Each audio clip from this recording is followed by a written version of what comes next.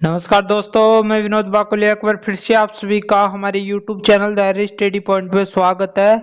आज की वीडियो में अपन डिस्कस करने वाले हैं अत्यंत महत्वपूर्ण अति लघुत्रात्मक प्रश्न भारत का इतिहास, जो आपका फर्स्ट सेमेस्टर की जो दिसंबर में एग्जाम लगने वाली है उसमें दो दो अंकों के 10 क्वेश्चन आएंगे। तो वो ही हम लगातार देखने का प्रयास कर रहे हैं।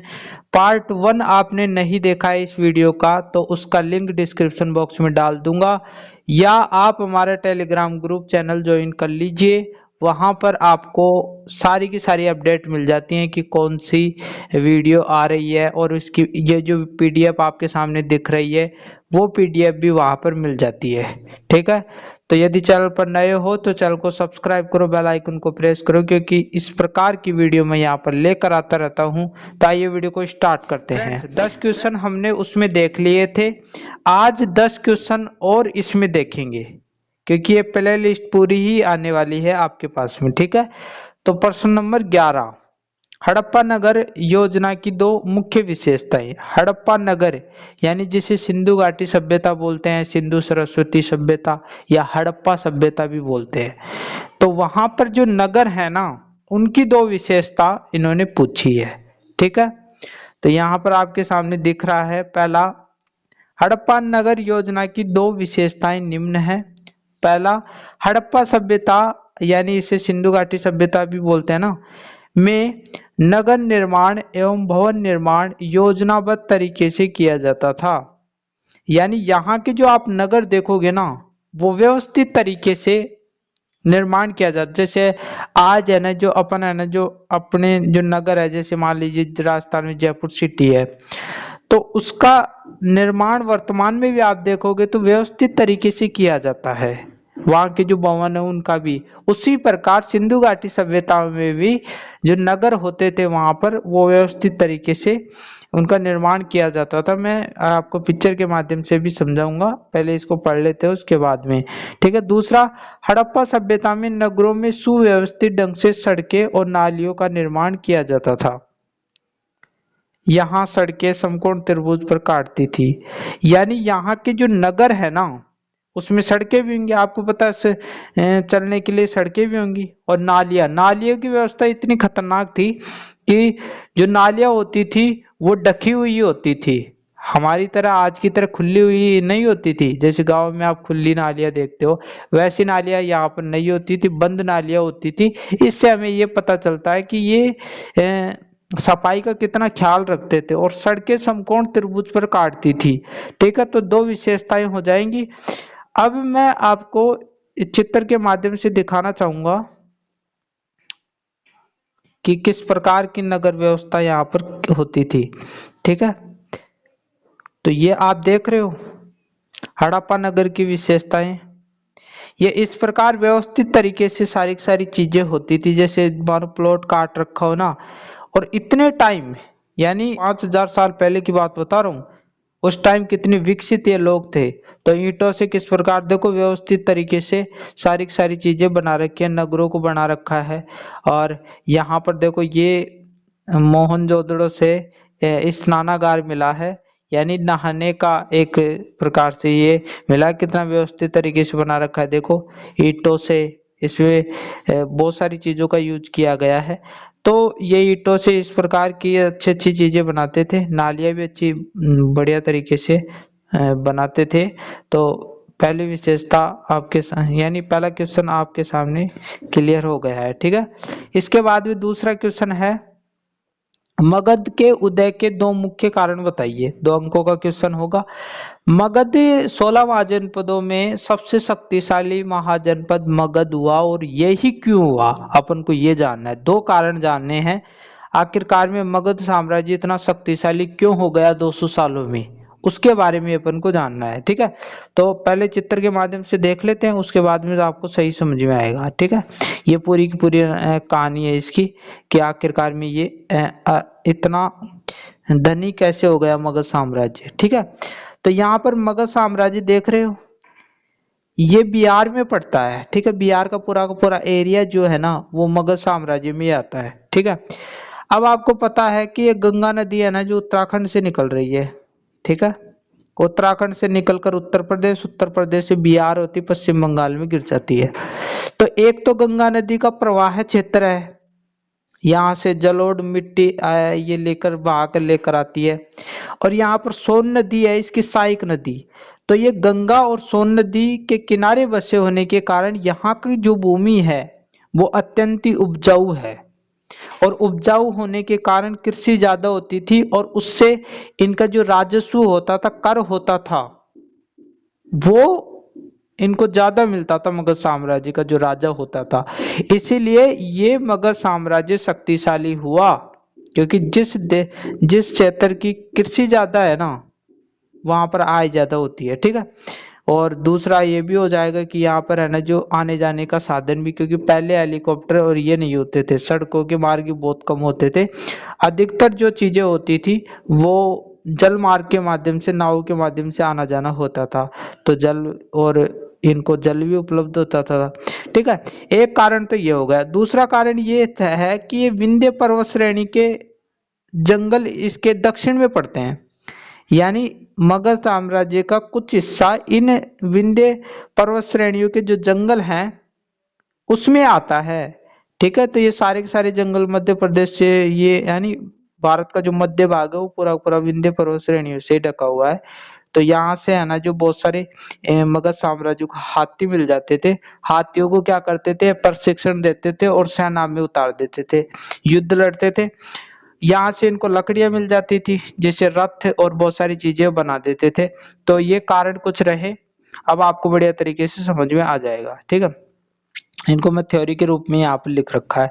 पहला है, मगध साम्राज्य की भूमि अत्यधिक उपजाऊ थी, क्योंकि इसके गंगा और सोन नदी के बहती थी, यानी इसके पास से होकर बहती थी, तथा पूर्व में चंपा नदी का प्रवाह क्षेत्र था, और साइड में चंपा नदी भी बहती थी।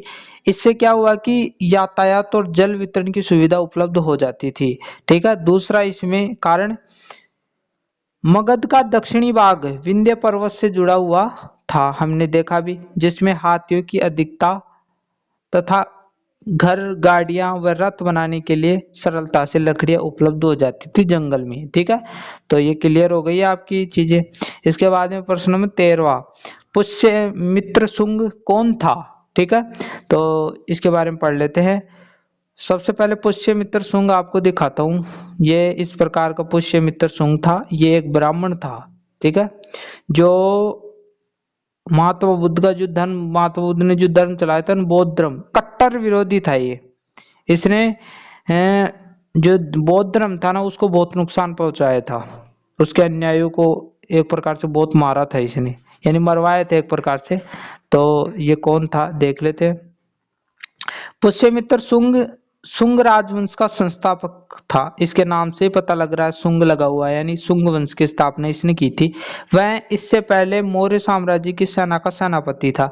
जब इसने पुष्यमित्र शुंग ने शुंग वंश की स्थापना की, उससे पहले मौर्य साम्राज्य में एक सेनापति के पद पर था। लेकिन इसने क्या किया कि 185 ईसा पूर्व को मौर्य साम्राज्य का अंतिम शासक था, कमजोर शासक था वृद्धरथ, उसकी हत्या कर देता है और उसके स्थान पर मगध साम्राज्य की गद्दी पर बैठ जाता है। तो ये पुष्यमित्र शुंग था, जो धोखे से वृद्धरथ को मार देता है और खुद गद्दी पर बैठ जाता है। ठीक है। तो क्लियर हो गया होगा आपका। ठीक है। एक एक चीजें मैं क्लियर करता चल रहा हूँ। ठीक है। इसके बाद में प्रश्न नंबर 14, शादवाद, अनेकांतवाद या सप्तवंगीय सिद्धांत क्या है? बिल्कुल इजी है, यदि मैं पढ़ा रहा हूँ तो बिल्कुल इजी है। ठीक है। जो सिद्धांत है ना, इसमें ये जैन धर्म का प्रमुख सिद्धांत है। ठीक है।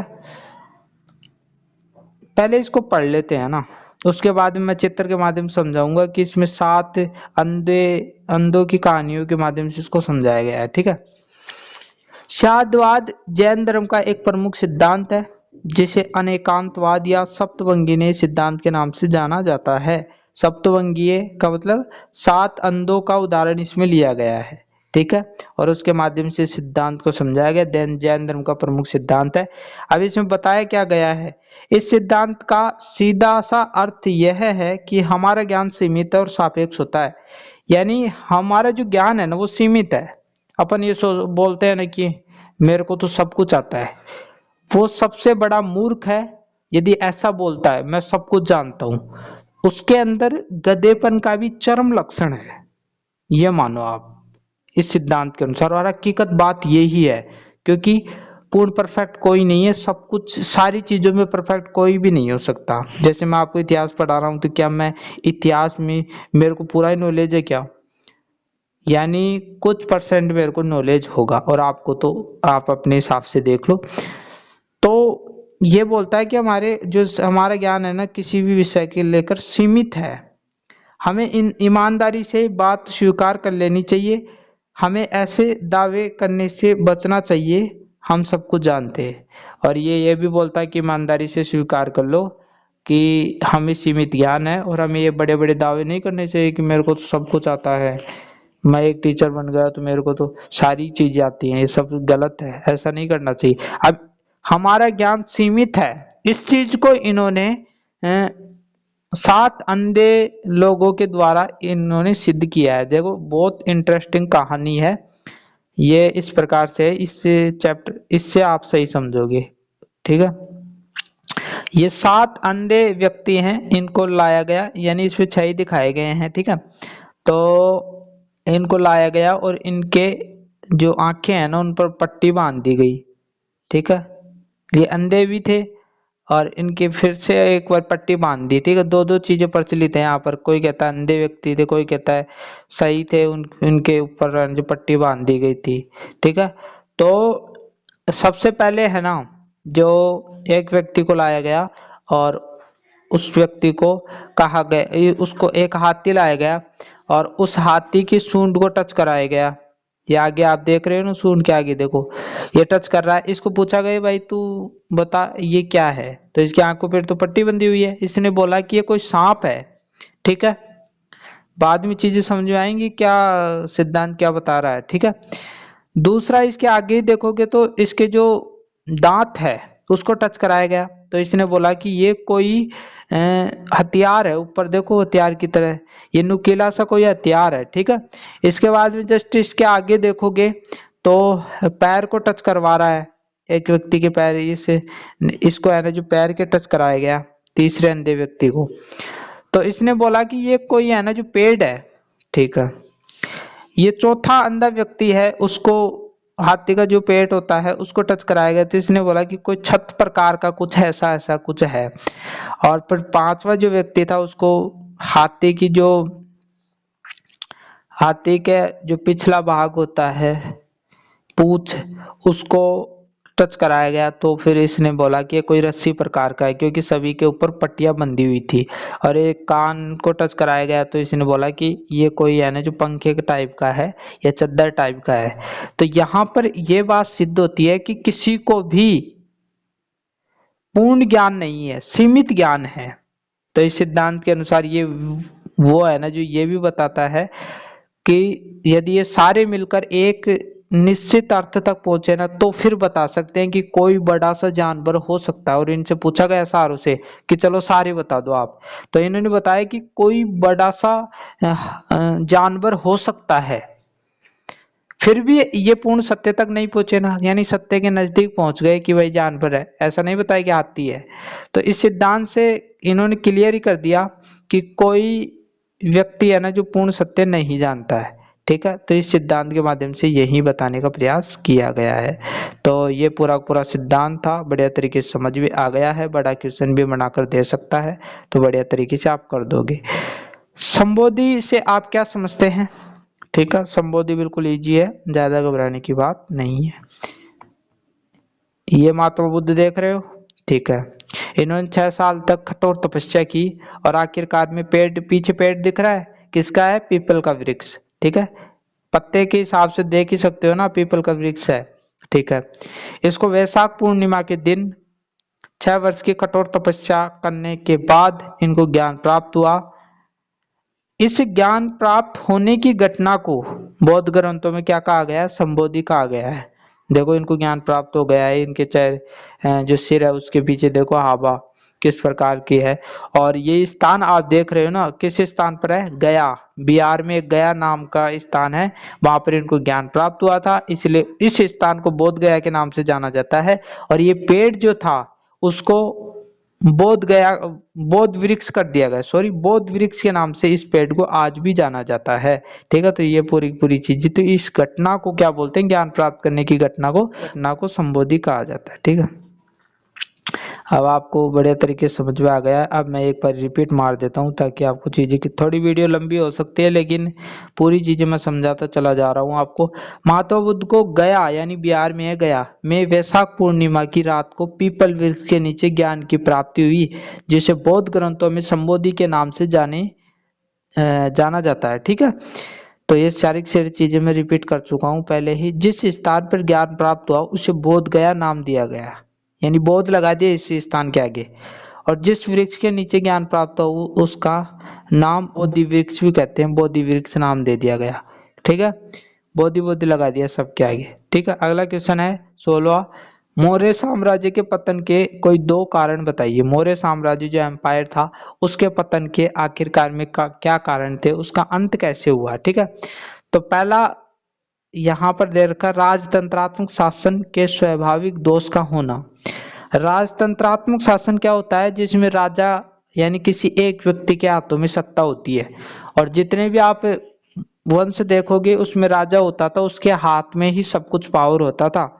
तो मौर्य साम्राज्य में क्या हुआ कि यहाँ पर कोई लास्ट में इसका जो उत्तराधिकारी रहे ना अशोक के बाद, ये सारे ही कमजोर उत्तराधिकारी थे, इसीलिए इस साम्राज्य को संभालने वाला कोई नहीं था। राजगद्दी पर जो बैठा था वो कमजोर था। जैसे आप देखते हो वृद्धरथ, उसकी सेना के बीच में हत्या कर दी गई। अरे भाई, आपकी सेना है और आपकी सेना के बीच में आपकी हत्या कर दी जाए तो आप कमजोर शासक ही तो सिद्ध होगे ना। तो इतना कमजोर शासक था कि वृद्धरथ को सेना के बीच में मार डाला। तो इस चीज से ये साबित होता है कि उस टाइम कमजोर शासक हुए अशोक के बाद में। ठीक है, दूसरा है केंद्रीय शासन की निर्बलता। केंद्रीय शासन जो था वो लड़खड़ा गया था, क्योंकि यहाँ पर भी वो चीजें ही बात सामने आ रही कि उत्तराधिकारी जो था राजा था वो कमजोर था। तीसरा यहाँ पर राजकोष की रिक्तता। ये अदर चीजें मैं क्यों बता रहा हूँ आपको, ताकि बड़ा क्वेश्चन 5 नंबर 10 नंबर का क्वेश्चन आ जाए तो उसको वर्णन कर सको आप। राजकोष की रिक्तता, रिक्तता का मतलब खाली होना, राजकोष का मतलब वो जो धन रखते थे ना राजा महाराजा अपने साम्राज्य में, वो खाली हो गया। कैसे हो गया, क्योंकि अशोकमान आप जानते हो बौद्ध धर्म अपना चुका था।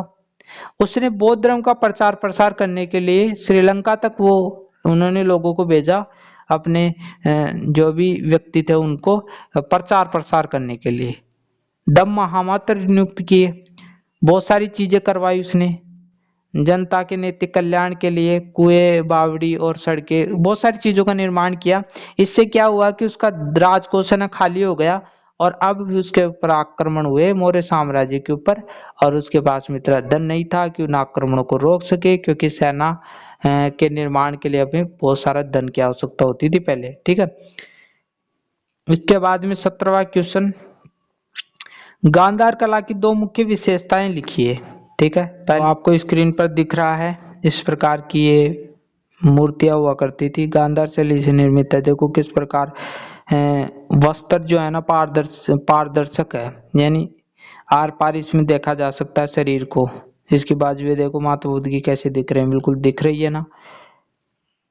इसमें आप देखोगे कि सुंदर नक्काशी है, सुंदर वस्त्र है, ये सारी चीज इसकी विशेषता हो जाएंगी तो पढ़ लेते इसमें। गांधार शैली में बनी मूर्तियों में सुंदर नक्काशी, जो आपको स्क्रीन पर दिख रहा है जो मूर्ति, उसमें आसानी से आप देख सकते हो। दूसरा है गांधार शैली में बनी मूर्तियां सुंदर रचना है, पारदर्शक वस्त्र है जो आर पार देखा जा सकता है। ठीक है, तो ये क्लियर हो जाएगा आपका। इसके बाद में अगला क्वेश्चन चलते हैं।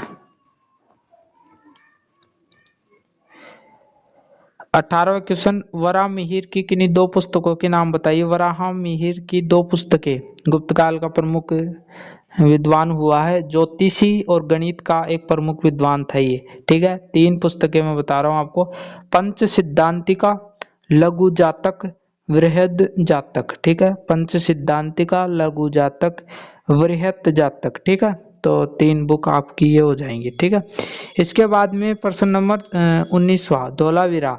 धोलावीरा एक सिंधु घाटी सभ्यता के प्रमुख स्थल था, यहाँ से बहुत सारी चीजें मिली हैं, तो देख लेते हैं। धौलावीरा भारत के गुजरात राज्य के कच्छ जिले की बचाऊ तालुका में स्थित सिंधु घाटी, सिंधु सरस्वती बोल सकते हैं, सिंधु घाटी सभ्यता का पूरा स्थल है, जहां से विशाल स्टेडियम, सूचना पट मिलता है। इसके अलावा विशाल जलाशय, प्राचीर द्वार, पाषाण खंड भी मिलते हैं। तो विशाल स्टेडियम मिला, गुजरात में स्थित है ये, कच्छ जिले में, ठीक है।